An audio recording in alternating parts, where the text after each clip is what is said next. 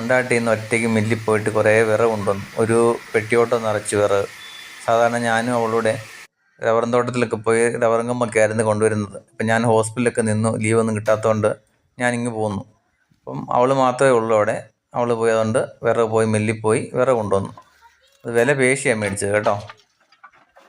നമ്മൾ ആണുങ്ങൾക്ക് പെട്ടെന്ന് അത്രയും പറ്റാത്തതുകൊണ്ട് പെണ്ണുങ്ങളൊക്കെ വില കുറച്ചൊക്കെ മേടിക്കും.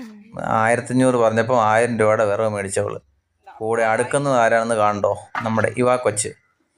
അവളെയും കൊണ്ട് പറ്റുന്ന രീതിയിൽ അവൾ വിറക് കൊടുക്കുന്നുണ്ട്. കണ്ടില്ലേ? വെയിലും പിടിച്ച് കൊച്ചിനെയും കൊണ്ട് ചെയ്യാൻ പറ്റുന്നത് കൊച്ചും ചെയ്യുന്നു. നമ്മുടെ നാട്ടിൻപുറങ്ങളിലൊക്കെ ഗ്യാസും ഒക്കെ ഉണ്ടെന്ന് പറഞ്ഞാൽ പോലും മിക്ക ആൾക്കാരും വിറകിലായിരിക്കും പാചകം ചെയ്യുന്നത്. വിറകെ പാചകം ചെയ്യുന്ന ഫുഡ് കഴിക്കാൻ നല്ല പ്രത്യേക ഒരു ടേസ്റ്റും ഉണ്ട്. ഗ്യാസിൽ ഫുഡ് ഉണ്ടാക്കി കഴിക്കുന്നതിനേക്കാളും നല്ല ടേസ്റ്റ് വിറകിൻ്റെ അടുപ്പം വെച്ച് കഴിക്കുന്ന ഫുഡാണ്. പിന്നെ ഇപ്പം വീട് പണിയുന്നവരൊക്കെ നമ്മുടെ വീടിനകത്തൊക്കെ റൂമിലൊക്കെ പുകയാവുന്നത് വെച്ച് വിറക് ഉപയോഗിക്കാത്തവരും ഉണ്ട്. അങ്ങനെയുള്ളവർ വീടിൻ്റെ വെളിയിൽ ചെറിയൊരു അടുക്കള പോലെ ഉണ്ടാക്കി അതിനകത്ത് വിറക് കത്തിച്ച് പാചകം ചെയ്യും.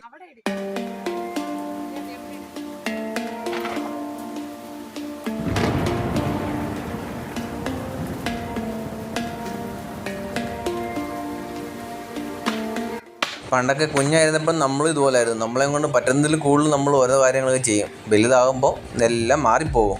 ഇപ്പോൾ ഇവിടെ ഇതെല്ലാം ചെയ്യും, വലുതാകുമ്പോൾ കണ്ടറിയാം.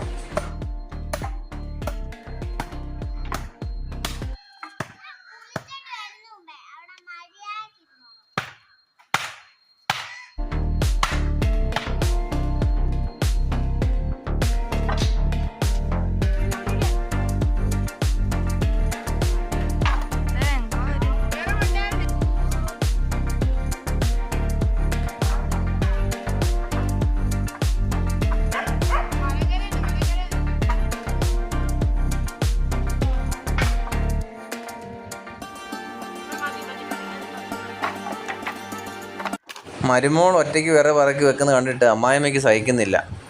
എന്നാൽ ഞാനും വിറക് പറക്കാൻ സഹായിക്കാമെന്ന് പറഞ്ഞ് അമ്മായിയമ്മയും വിറക് പറക്കാൻ വേണ്ടി സഹായിക്കുന്നു.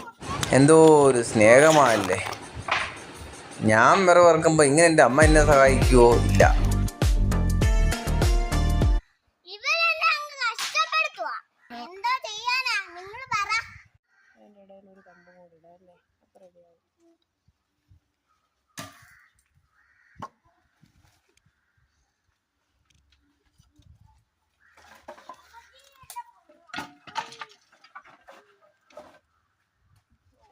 കൊച്ചിന്റെ ഒരു കഷ്ടപ്പാട്.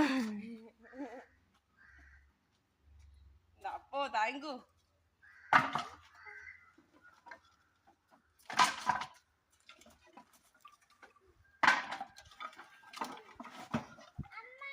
എന്തോ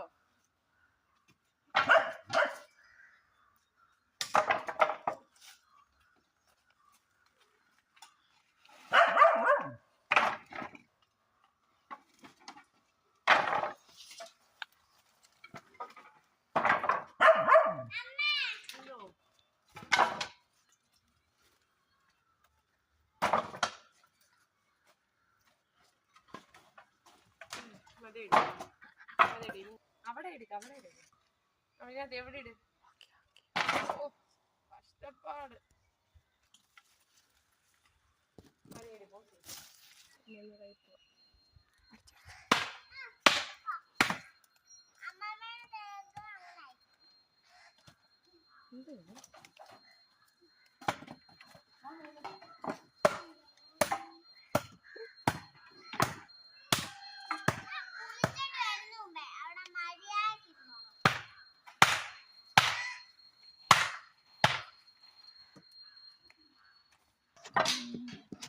കുഞ്ഞവിടെ ഇടേ. കുറ്റി ലാസ്റ്റ് വേറെ ഉണ്ടായിരുന്നു.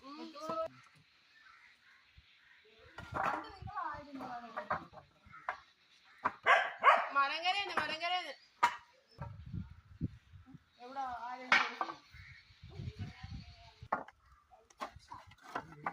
അമ്മ മതി പതുക്കെ പറക്കാം.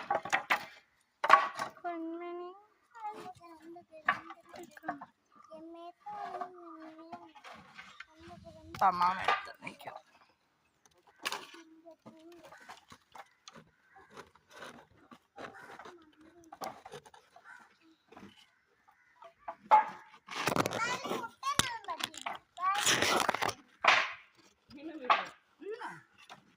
വീണു